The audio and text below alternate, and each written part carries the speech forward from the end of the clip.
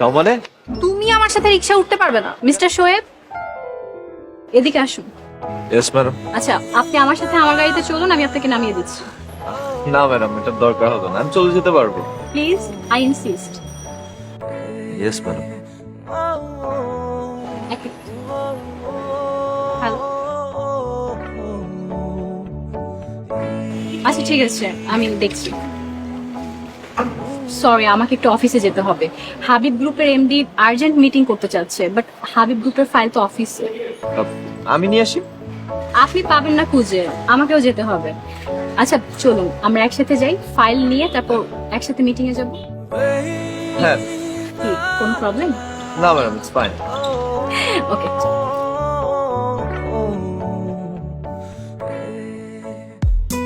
আমি কি নিজের ক্ষতি নিজেই করে ফেললাম?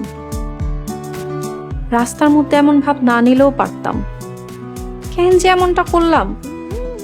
আমি যদি এমন না করতাম তাহলে এখন আমার স্বামী আমার পাশেই থাকতো, ওই লায়লার সাথে যেত না। মামা চলেন তো।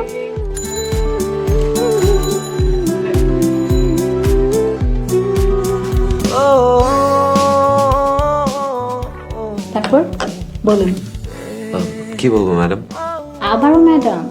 দেখুন, আপনি আমার অফিসের বস, সো বসকে ম্যাডাম বলবো না তো কি বলবো? আমি আপনার বস, ইটস ওকে, বাট এটা তো অফিস না, রেস্টুরেন্ট। আচ্ছা তারপর বলুন কি খাবেন?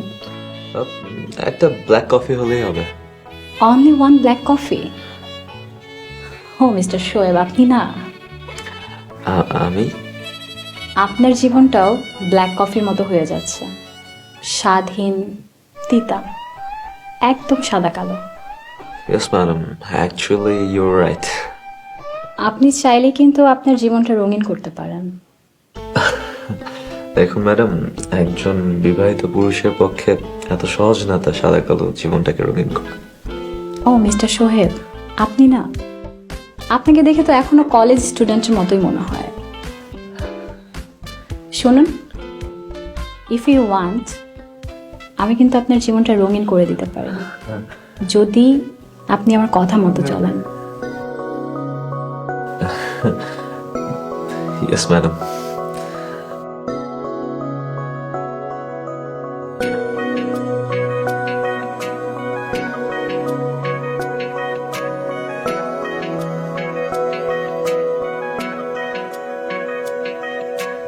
বিসমিল্লাহির রহমানির রহিম।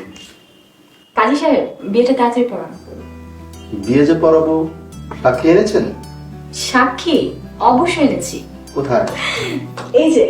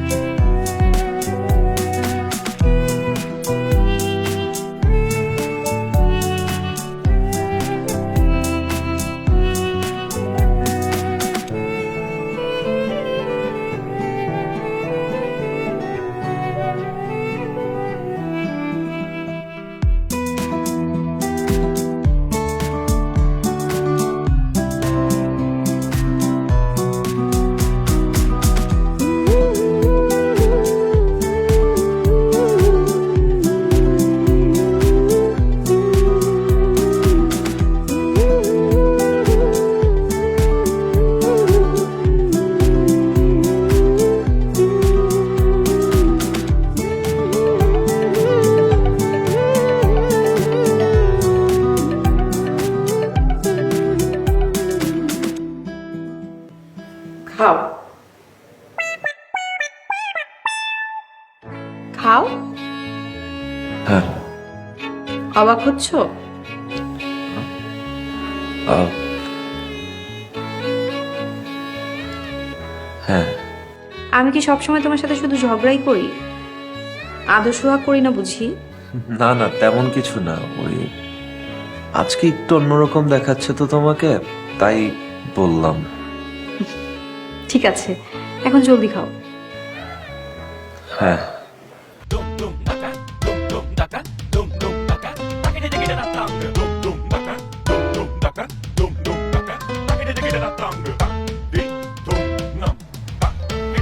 আর কিছু খাবে?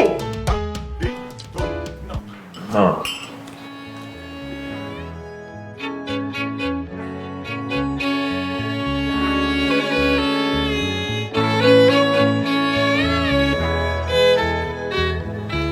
দীপু,